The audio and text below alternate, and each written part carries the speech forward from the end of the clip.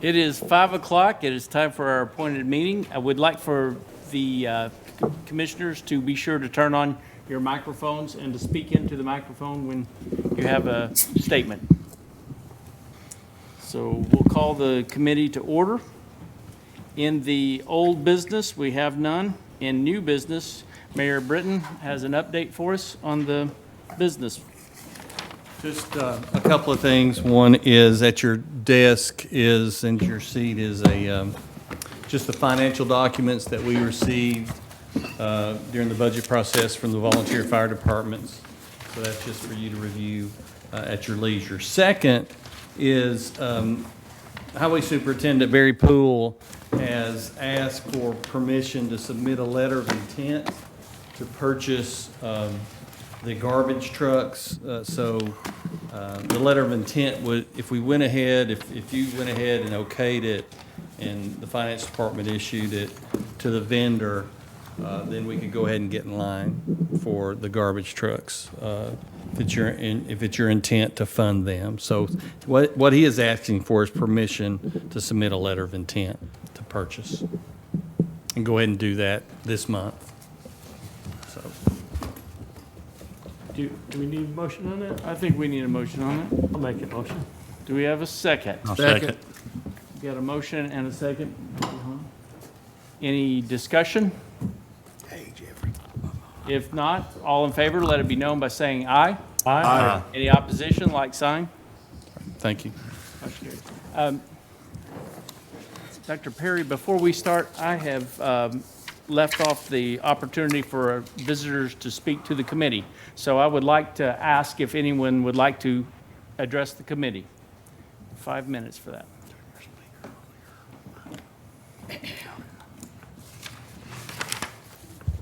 Linda Noe, 2343 Joe Stevens Road. All I would like to ask is that this budget committee post the school budget. I don't know if you've already got it on your website or not. Okay. Either you, well, I'd like it posted both places because it's part of your budget now, the school budget. The other thing is I'd like to ask that you post the nonprofit book in its entirety, not just with a list of what's being requested, but with all the backup information that each nonprofit provides. Thank you very much. Thank you. Do we have anyone else that would like to address the committee? No, thank you, sir. That'll get us going. I remember those. Dr. Perry? Mr. Chair, members of the commission, staff, certainly do appreciate the opportunity to come out and share our budget with you, and we will post the budget on our website. We'll have that up tomorrow. So this evening, we have the 6 objectives. First of all, demonstrate our appreciation, talk a little bit about some district highlights. It's been a challenging year, but I think it's been a good year. I think it's good to kind of reflect on that and present some of that information. We'll also do the budget presentation about the things that we changed from last year to this year. Then we'll talk to you a little bit about ESSER funding. I know that you've had some of those funds yourself. We'll talk a little bit about what we have received. Then we'll talk to you about the capital projects that we have, and then we'll respond to any questions that you may have. So first of all, we know this is a difficult job. We know that being a public servant these days, it's hard. Because all you do is you have unlimited requests, but you got limited budget to do that with. And so I know that as soon as we leave, somebody else comes in. And whether it's the sheriff's department or EMS or whatever, all those people have legitimate requests too. And your job is to look at a bunch of legitimate requests and decide with the limited funds that you have what you're going to fund. And so we do understand that's tough, and we do appreciate the support that you've given the school system and to our students. And we want you to know that that support doesn't go unnoticed, that our folks realize that you provide the funds to provide good benefits for our teachers and staff, and that you take care of our students. And so we appreciate that, and we recognize that. Some of the school highlights this year, if you think back to March of last year, we kind of grown so accustomed to the virus now, we don't really remember back that people were hoarding up all the toilet paper, that people were hoarding up all the canned goods, of thinking this was going to be just the apocalyptic kind of event. And so, at that point in time, a lot of us were very scared about what was going to happen. Could we have school? Could we have any of those kind of things? And as we approached this year, there's a lot of things that we were worried about, but it's actually been a pretty good year for us. And one of the first things that we'd like to say, we kept our schools open every single day. There was a couple days where we asked folks to come in on a voluntary basis, but every single day we were open. We're the only school that I know of that kept open the entire 175 days. The other part that we did is that we've kept our staff and students safe. I believe from the numbers that we've got is that the county had about a 14% infection rate throughout this whole thing. The school district had 7%. So, and we put 10,000 people in these small classrooms, but we kept the mask on, we kept the hand sanitizers going, we talked about safety protocols. And so we had about half of the contagion rate that the county had. And that's with us putting everybody together. So I really feel good that we put some things in place to keep staff and students safe. Also, this is a feat that I think is pretty amazing. Most of us don't really worry about where we're going to get the next meal from. Actually, most of us are worried about eating too much. And so it's a situation that not all of our folks were in that situation. That we made some trips to some homes this year that were just pitiful. It would have broke your heart to go in there with some of the shut-ins that we had, and they had 3 or 4 kids and couldn't get out, and they were living on the things that we provided. So over the course of from March to the start of school, we delivered over 1.2 million meals. So, and that includes breakfast and lunches, but over 1 million meals that we gave to people, and all of that was free. So we provided all of those meals to everybody free. Most of those meals people came to pick up, but a significant portion of these is when we prepared it, we had teachers who were not on the clock, who were not getting paid, but they came, loaded up their own personal trucks, their own personal vans, and they delivered this back into the schools, into the communities in which they live. So we really feel good about that, and our cafeteria folks just worked incredibly hard. Also, you're aware of this, that we provided free daycare. Throughout the course of the summer, we had about 500 students come to these extended school programs that served about 300 families. In a total of 285 days of free childcare. So, you know, first of all, it started out with the essential workers, and then we said, well, since we're not in school, some parents needed us to be in school to provide that care. And so we just opened it up during the times that we were supposed to be open. We opened the extended school program up to everybody, and it cost us a great deal of money, but we had some money in reserves that we were able to do that. We came here one night actually asking for funds, which you guys approved, but we never did request those funds.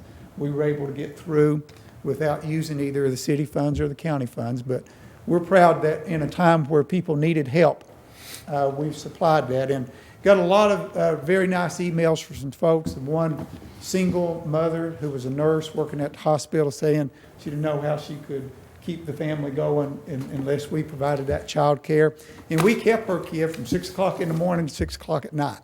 So, and then that gave her a little bit of time to get some things done, to go out and shop and do those kind of things. The other thing is that we did is we created virtual education. A lot of people would think that would be a fairly simple process to do, but when you have to purchase 8,000 computers, image those computers, get them ready, educate about 3,000 people in terms of how to use those particular computers, and that says 600, it actually should be 6,000. We trained over 6,000 parents and students about how to use those computers. We did that all in 2 months. So we set up virtual classes, we did in-person classes with that. We also distributed over 750 Wi-Fi devices so that people who didn't have access to the internet could have access to the internet. Now, plus that, we actually had a technology hotline that was open all during the day, and we kept it open to 8 o'clock at night. So if a parent had a technology issue, they could call in, and we had somebody there to help them with all the technology issues they had. During the year of COVID, where it was very difficult on a lot of different projects, we were able to complete the West High School project on time and under budget. The other part that I feel that's been pretty significant is that during this time, we've averaged about 95% attendance. So that with our students, we had 95% attendance in our schools. Now, some of them attended virtually, but the other ones attended in class. But to get there, you had to attend virtually or in class. And so we had about 95% attendance rate, which we thought was well. The other part in terms of keeping our staff and students safe is that as soon as the state allowed us to participate in the vaccination program, we had everybody in our schools that wanted to be vaccinated. We had them vaccinated in 4 days. So we had a pretty strong program set up and had some things lined up to get folks in and get them vaccinated. And not only did we get them vaccinated, but if they had health problems, we allowed some individuals to teach remotely. We allowed those the first opportunity to teach remotely so they didn't have to come in. And then some other folks, we built some partitions around them to keep them safe. Extracurricular events. If you remember back when we were first talking about, are we going to have football games and those things, a lot of us thought if we could have 2 or 3 ball games, we'd be lucky. In this, I think we only canceled, it was less than 6 ball games, basketball and football, all of those combined. We actually had a pretty good year. And we did that because we kept some of those safety protocols in line about making sure that people did the right kind of thing. So I really feel good about our extracurricular events. And it wasn't only at the high school. We actually did a little survey with some of our parents about what they felt was the biggest thing about school. It wasn't we kept school open. It wasn't that we had a virtual program. The biggest thing was we had elementary basketball. That the grandparents and the parents, they thought that was the most important thing that happened this year. We allowed them to have 10 games. And so the extracurricular events mean a lot to people sometimes. And so with those, we were able to have really the full slate of extracurricular events that we normally have. And then we worked very closely with Mayor Britton and then Mayor Chesney in terms of keeping the community informed during those first few months of COVID when we needed to get a lot of information out. So we provided some of our folks to do some of the videotaping that went out, and we tried to actually write articles and some of those kind of things to kind of help folks keep informed. Into the general fund, just so that you would know kind of where some of the money is coming from. Now, these are 2 sets of revenues. One, this first set does not include food service and some of our federal programs because, you guys don't have really anything to do with the federal programs. That comes from the federal. But in our general fund that's absent of some of those funds that's almost totally funded by federal, the state's going to put in about 64% of the revenue. You guys would put in about 29%. We get fund balance and reserves that we use on about 5%. We get some other revenue for some grants and some different things that's a little bit less than 2%. And then the federal does chip in a little bit on the general. Now, if you look at our overall budget, so this includes everything, our school lunch program, our special ed program, all of that. Then the state would put in about 56%. You guys would put in about 26%, and then the feds would put in about 13%. And that 13% on the federal level stays pretty constant. It's between 11 and 13% in most years. So now, where do we spend the money? And I've shown you this graph before, but about 82% of our total general fund budget goes to salary and benefits. And then you can look at some of the other things, that custodial maintenance utilities, that's about 5%, transportation's 2%, technology 2%, capital outlays 4%, textbooks about 1%, some other expenditures grouped together is 4%. But most of the money that we receive, we send to people. We think that's the most important thing in our district, and we spend it on people. Of that 82%, if you look up in the corner, 95% of everything that we spend goes to somebody within the school. So a custodian, a cafeteria worker, a teacher, a guidance counselor, a principal. And the reason why we'd like to point this out is a lot of times where if you just get rid of the central office, then everybody could get a big raise and all of that. 95 cents of every dollar that we spend on people is somebody within the school. And so we think that number, we're very proud of that number, that we try to run a pretty lean central office, and we try to put our money within the schools. I also want you to know that what we're bringing to you this evening went through a lot of revisions before it got to you. So what we normally do is we ask all of our stakeholders, what do you need and what do you want? And of course, as you can imagine, with 18 different schools, that comes in with a very big list. We immediately cut about $3 million out of that because we knew that was not a feasible kind of thing to bring to the county commission.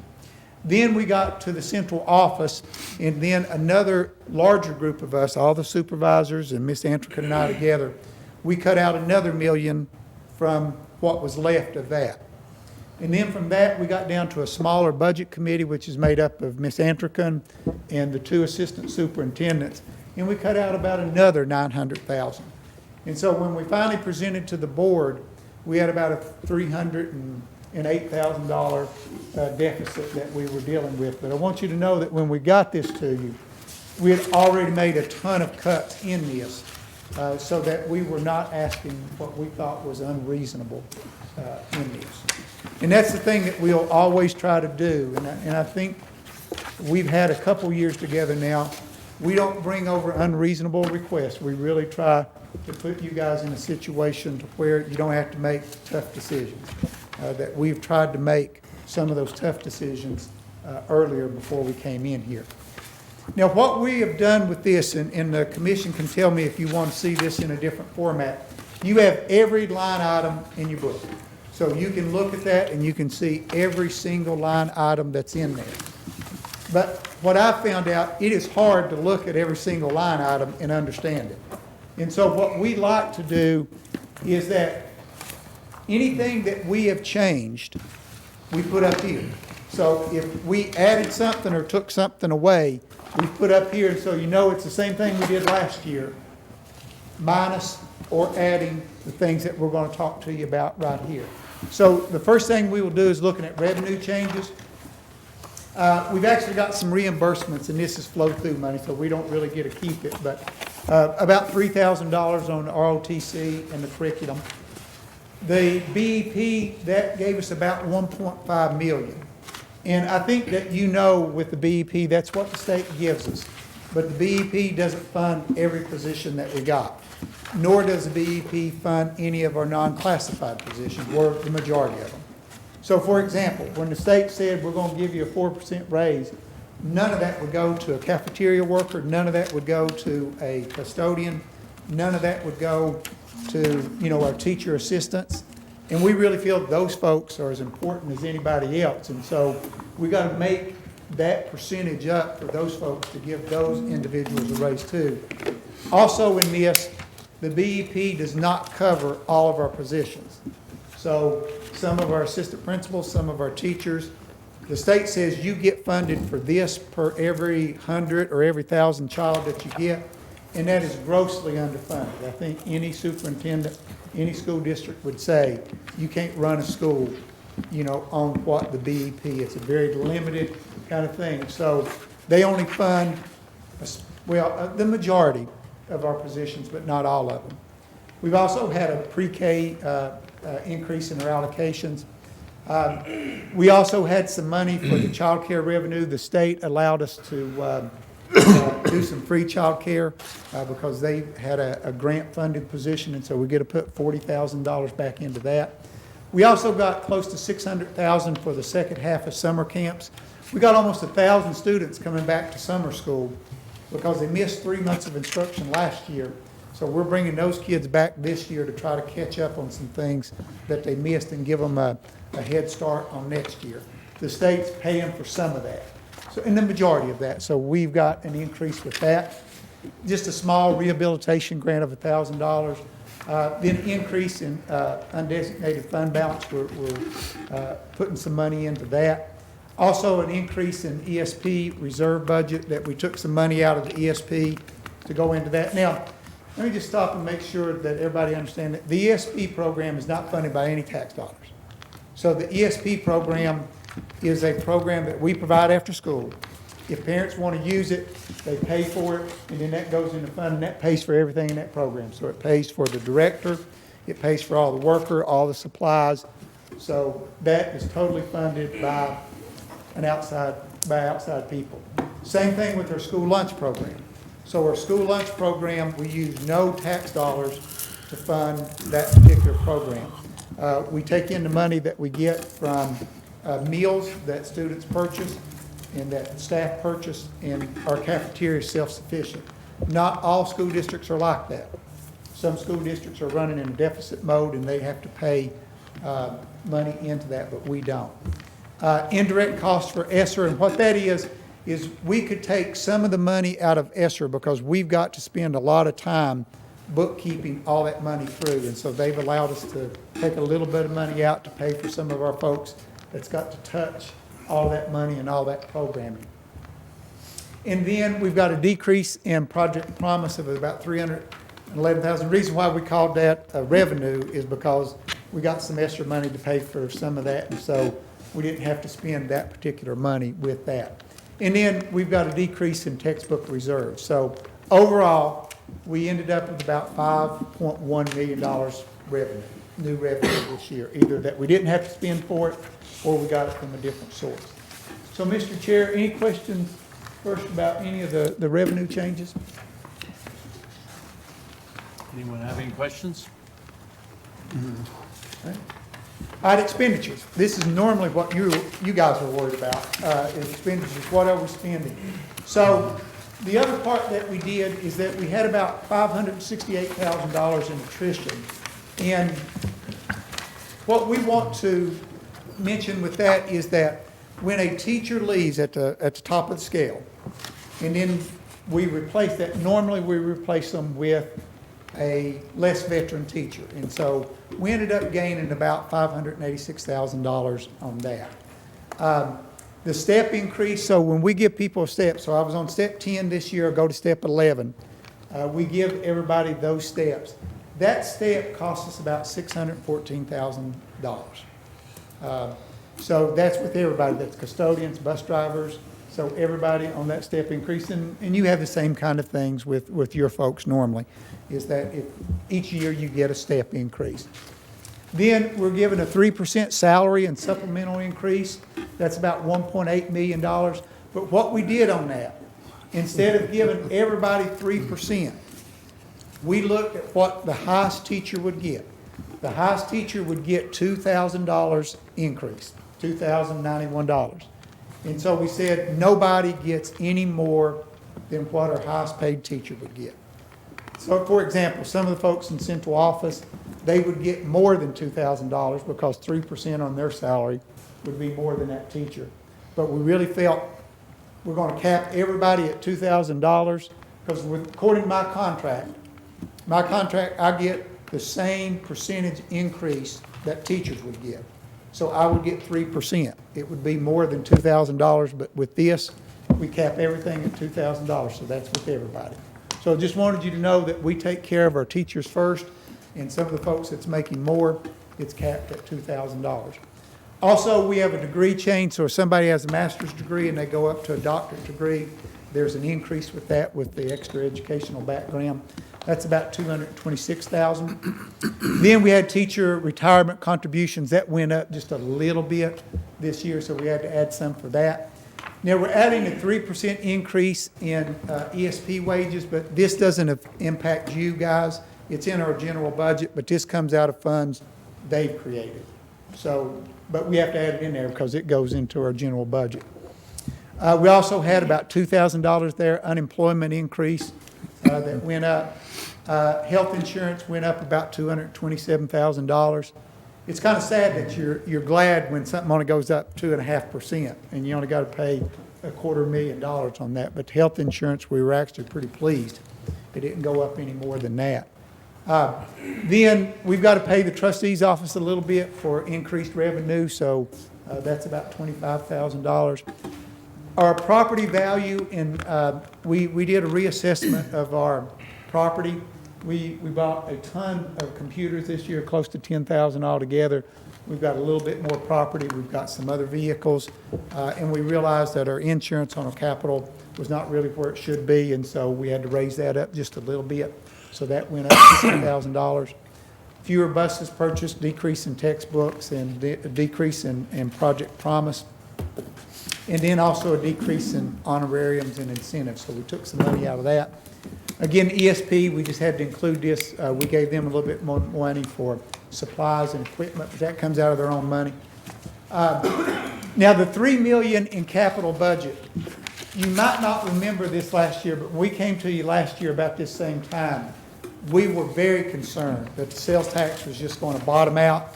We were concerned people might not be able to pay property taxes, and we were looking at a horrific financial year. So we only put about $700,000 in capital, and we said, we're going to take care of our people first.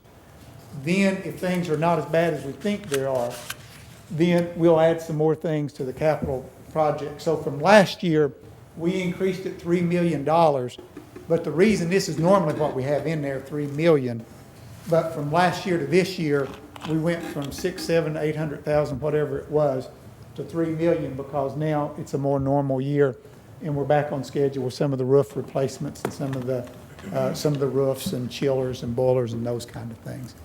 So even though that number is a huge number, that is normally what we have in there.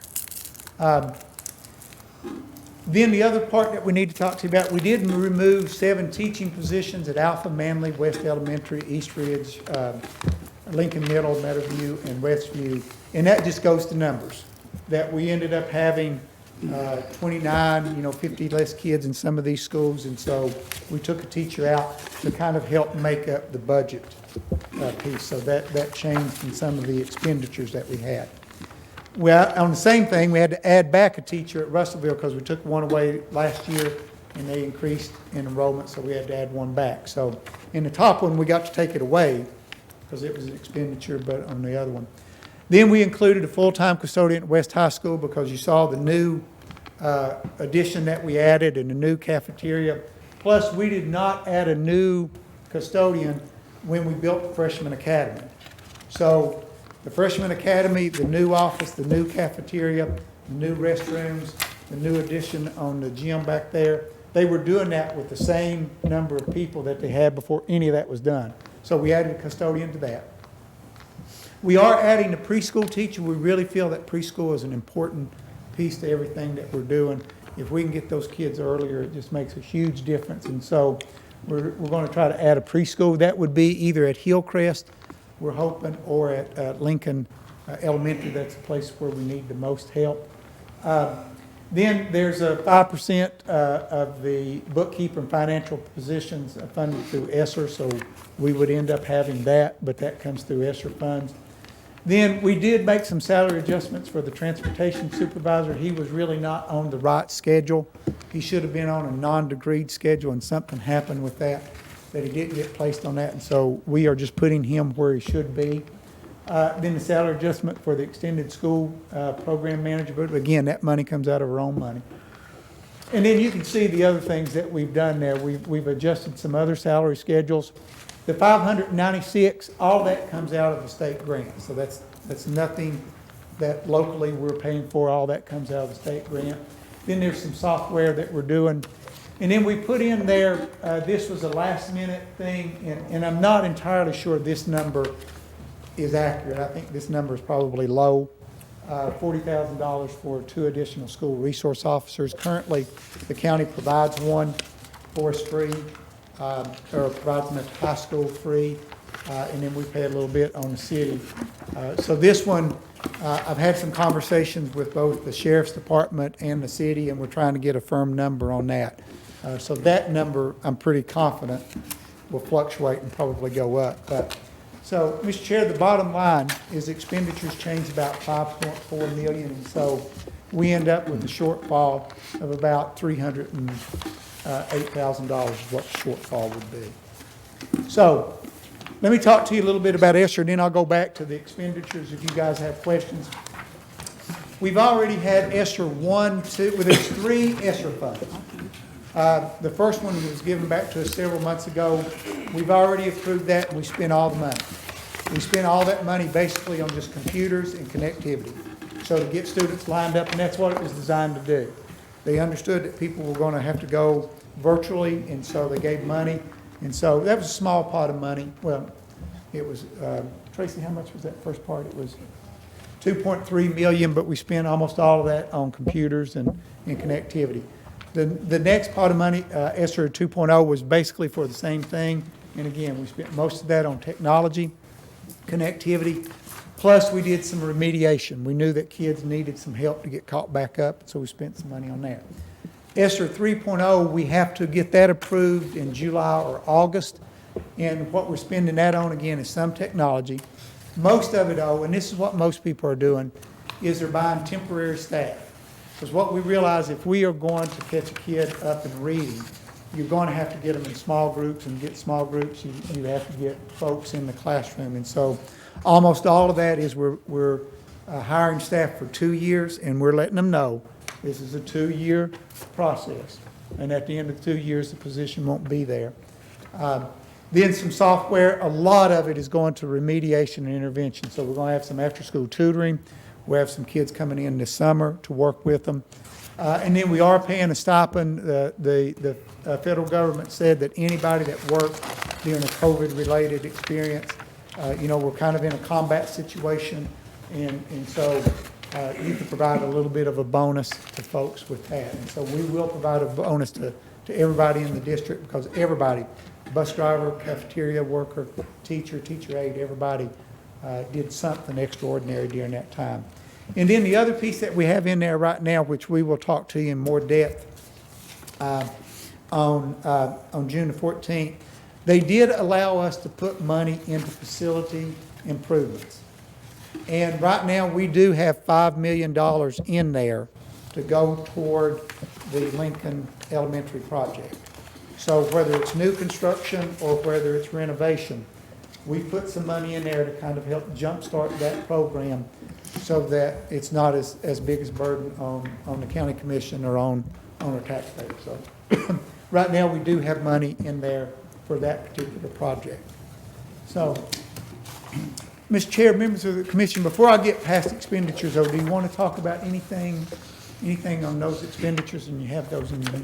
How about on the computers and the Wi-Fi's? Has it been successful at getting those returned, or is there a much loss rate? Surprisingly, we were very conservative about letting those go home to elementary and middle school students, because just everything happens. You can't keep your coat in elementary school, let alone a computer. So we were very conscientious about that. And what we also did, if anything messed up, get it back to us quickly and let us repair it before it becomes a problem. So with the majority of that, we've really had very few problems or issues. And how has the program worked for getting the reduction of the cost of the books? Obviously, you saved some significant money here. What's that going to look like over the life of those computers? We do feel pretty good about that there is this battle between the state and districts that a lot of us feel like we could move toward a more technology-based book program. The state's not there 100% yet, and so, but they're growing in that way, because now there's actually a lot of things online that have the same capability, and we can get in the hands of students. So eventually, we do think all of our books will be digital. But right now, we're not at that point yet, from the state and also from some other things. But Dr. Perry, the $5 million that you're receiving that's going toward Lincoln Middle, is there a length of time, certain period of time you have to spend that? Yes, we have to spend it within 2 years. We have to have it allocated, and it can be toward any capital project, but we've got it earmarked toward Lincoln right now. And Tracy, I believe, is it October of 2020? So June of 2024, we have to have the money spent by that particular time. To continue with Lincoln, we know there's a need there, a really big need. Have you already got a plan or a timeline, or you've got something? We do, and I'm coming on June the 14th to deliver that. I didn't have that presentation in this one. Okay. But we do have that, and we've got options for the commission to consider to go through that. And the capital programming and the ESSER funding, is that where the $5 million is, or? Yes, sir. In Okay. ESSER 3.0, we got about $20 million. 20 million, okay. 0.3 million in that. We're taking a quarter of it out to do facility improvements. And then the rest of it is going to those other things that I mentioned. Dr. Perry, Yes, sir. just for my clarification. Yes. You said that the resource officers, the county provides you a resource officer, and you pay for one from the city? We did not have that in our budget presentation going to the board. The board requested last night, and this was just last night. We have 2 school resource officers for the 4 middle schools. And so what the board wanted us to do is put a resource officer in each one of the middle schools. And so I got that directive last night. And so I was calling people, well, Wednesday and today, trying to get some cost estimates. So that one is still one I need to, first of all, find out, can we get them? You know, I think that's a big piece. Do they have the staff actually, because I know they struggle sometimes staffing just the road patrols and all of those kind of things in the jail and different pieces. So right now, I know very little about the details of that because we are so Yeah, I far understand. away from getting a resolution. Okay, thank you. And I know that wasn't the answer that you wanted, but I No, don't. maybe you can come back later when you find I out we get can. it ironed out and just I kind will. of let us know how that worked out. I will, and we'll certainly do that.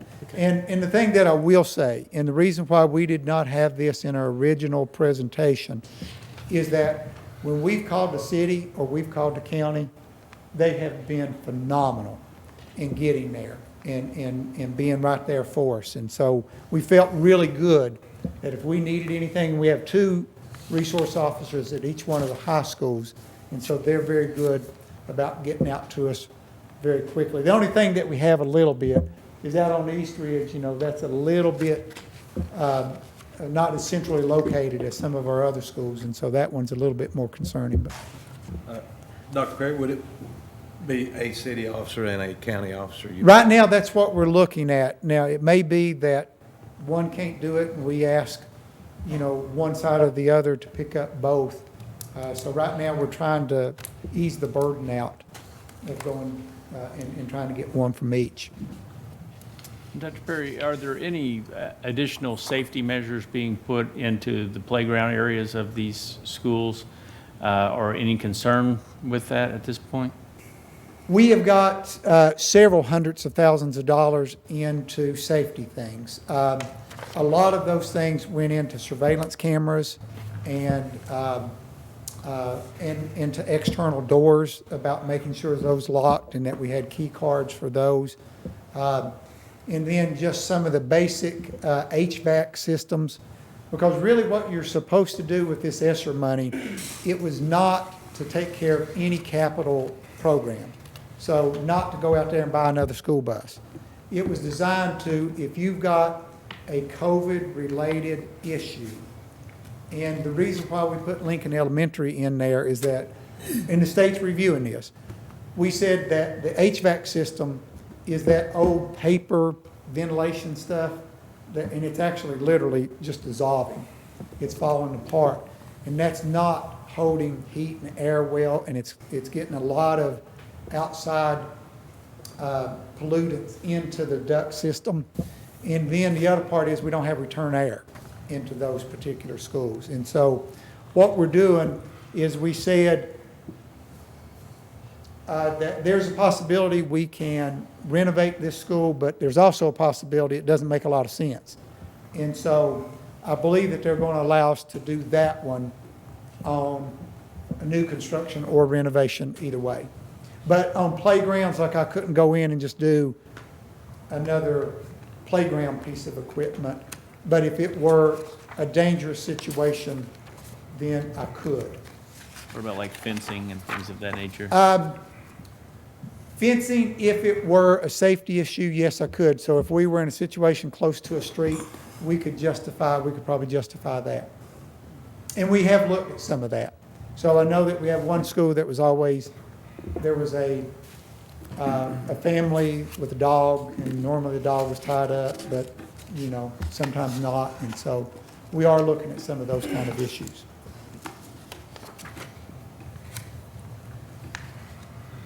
Other issues on expenditures? Okay, so on the capital budget, and this is capital budget, this is really, we have this every year. So you've had this, except for last year. Last year, we cut out just a bunch of things. But a lot of these are reoccurring.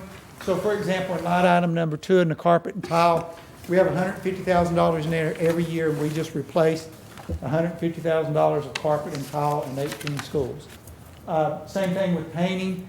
We do $100,000 worth of painting every year, about going through the different schools and doing that. The gym floors, the fencing, fire alarms. I won't go through all of these pieces, but I think you can see that, you know, that we do have a roof schedule in place. So we're trying to make sure that we take care of a roof every year. We're trying to take care of an HVAC system every year. The other part that we will say is on that right-hand column where it says the second one down, purchase of mobile units at Fairview, Hillcrest, and at Meadowview. Some of those, what we've done is that on those, we've been renting those for a long period of time. And actually, you know, going back to a couple years, Mr. Jarvis actually commented about that, and that actually got us looking at that. And they wouldn't let us out of the lease contract until this year. But this year, it just makes more sense for us to buy it, because with us buying it, we will own them in two years, as opposed to, you know, paying for them forever. So that one, we're just going to go ahead and buy those, and it just makes more financial sense to do that. But all the rest of them, I think, are just normal routine things that we do.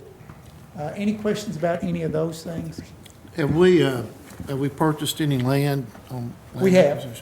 We actually purchased a piece of land over here at West, over here at East. It was one of those houses, you know, on the block. And then we're trying to get an option on another piece, and that would give us 2 adjoining pieces to kind of increase on some parking and some of those things over there. And then we purchased the Bell property last year over there at West. And then one more house over there at West also. But we try to keep it within the amount that we have budgeted. Okay. Other questions? What about parking now? Are you going to do anything for parking or At West? increased asphalt work? Yes. Actually, if you look on the left-hand column, about 3/4 of the way down, we have paving and resurfacing. So every year, we have about $350,000 in there for paving and resurfacing, because it's just constant. We never really get ahead of that, but every year we're trying to we take the worst parking lot, the worst road, and we pick it. Now, the other part, if you will go over to the right-hand column, second from the last, the bus lane at Meadowview, we're doing a bus lane around the school.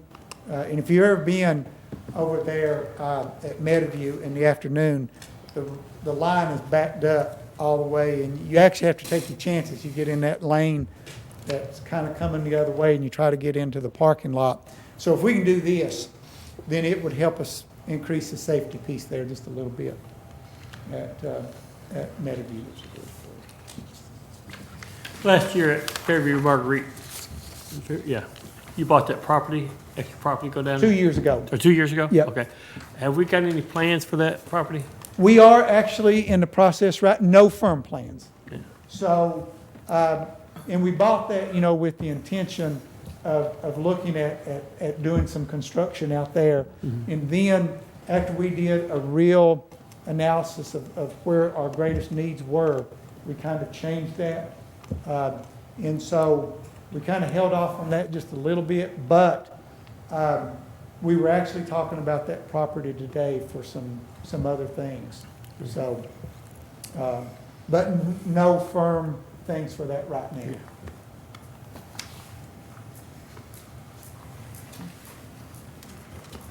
Mr. Chair, members of the committee, we know that we've had a good sales tax year. You know, I think all of us were kind of surprised about how sales tax come in. And I think a lot of that is stimulus money, which will dry up sooner than later. So, you know, we can't live off of that forever, and we understand that. We've had a little bit of property tax increase, I think, and probably can anticipate a little bit more with all the subdivisions and the housing projects going in, but again, that's not immediate, but I do think that's in the future. So our request this evening is that if we could get $307,804, and Tracy made me put in the 50 cents to just get it even. So that's what we're requesting. That would enable us to give our folks a 3% raise, enable us to do the step increases, all those things that we had back in the expenditure piece, to be able to fund this year's budget. And do remember, I know that everybody that comes here tells you this, that number was a lot higher when we started out. We did a lot of work to cut that amount down to get that to a point where we thought it was a reasonable piece to bring to you this evening. So, Mr. Chair, members of the commission, we're open for questions now. And I may have to get Ms. Anderson to come up here if it's anything detailed. So, questions? Dr. Perry, in the last 2 years, when we've had budget increases or requests, it seems like we've compromised on maintenance of effort. We have. And that may be something we need to discuss as far as. And we that. can, we're open to those discussions, and we're open also to discussions about sales tax and some of those kind of, because the thing that we firmly believe in, when it's good, you know, we would hope the commission would be good to us. When it goes bad, then we would come with that understanding, because in the last year, we thought it was bad. And we didn't ask for any, we asked for the 200,000 Right. that you had, not in maintenance of effort, just level fund us. We didn't ask for anything, because we thought things were bad, and we made it work. And we cut a lot of positions, we cut a lot of things to make it work. This year, we're open to that conversation about, because we do realize the financial prosperity may be a bubble. And yes, I do think it's going to improve once we get the houses built and the property taxes are generated, but that could be 3-4 years before we finally it's realize that. No doubt that you and the school system did a phenomenal job last year in what you did in helping families and students and with the budget that you had. So we appreciate that. And I think that you're bringing a decent budget. And also, I believe that you're being frugal with it, so. We really hope that we are, and I will say too, everything that we did, so all those highlights, as you all know, you all were a big part of that, because if you hadn't have funded us throughout the years like you funded us, we couldn't have done that. So even though we said we did it, it was really a collective we that I'm talking about with that. So you all took the heat and the pressure for everything that you gave to us, but we hope we turned around and gave that back to the community. And I want to say that I appreciate the fact that you kept the schools open 175 days.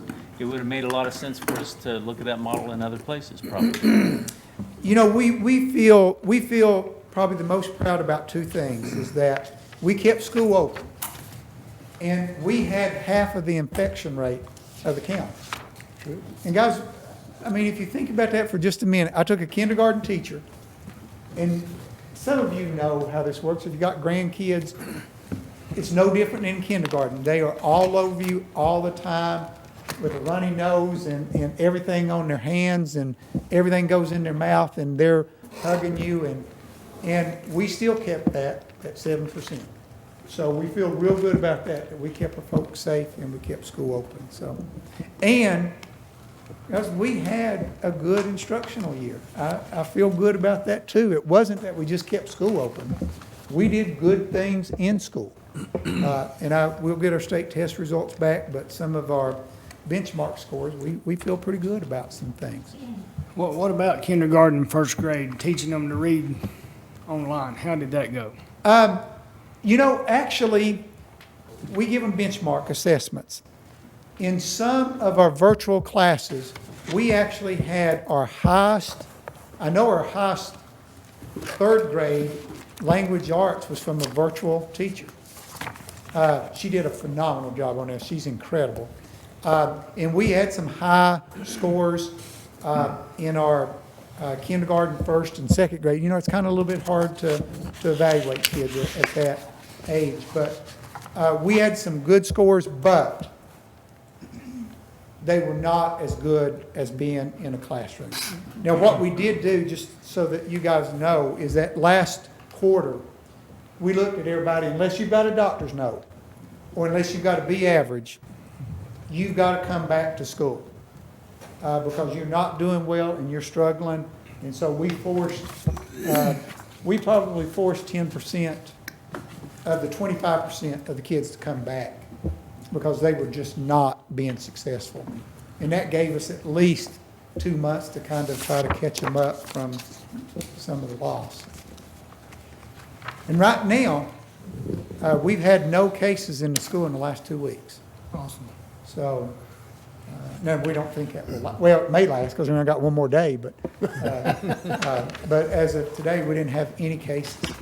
So we feel pretty good about that. Next year, you're not having virtual schools, right? Next year, we are doing away, well, no, we're going to have virtual there. We've always had virtual school. We've had it for, but that was only for kids who couldn't, like I want to take band, but I really wanted to take AP biology, and I couldn't work it out in my schedule, so we let you take it on Niswonger or some other state program.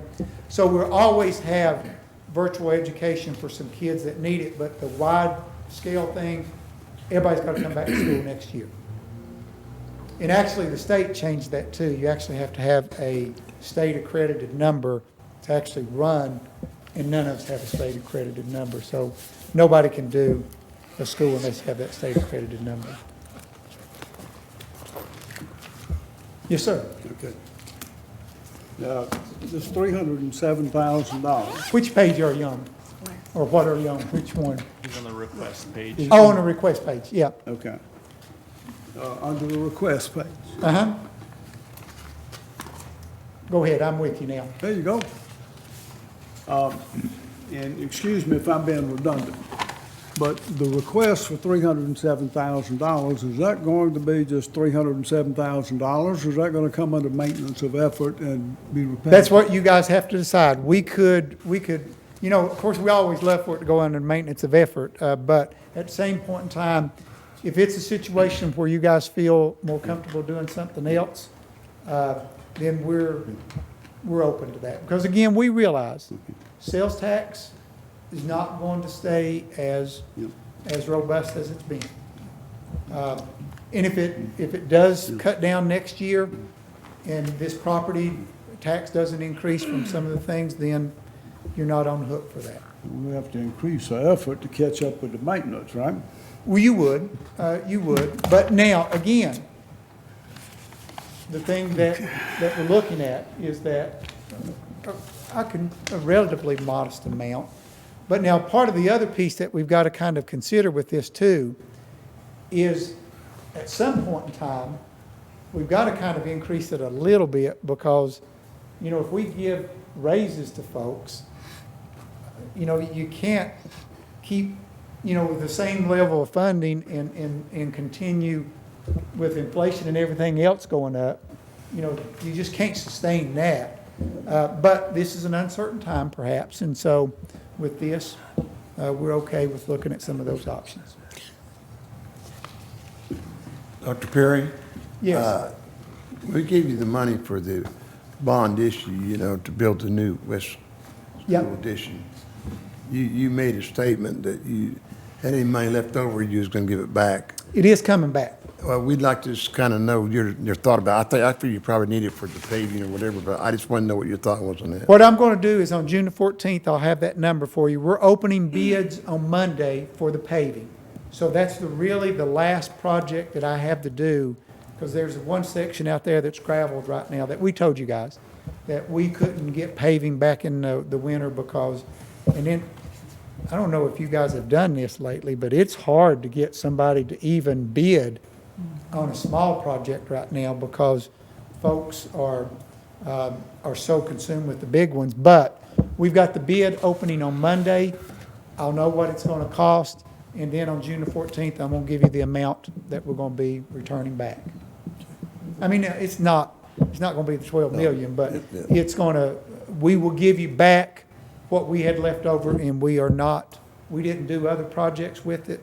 We will be very open with you, show you everything that we did. Everything that we told you we were gonna do, we did, and we didn't do anything outside of what we told you we were gonna do. Okay, thank you.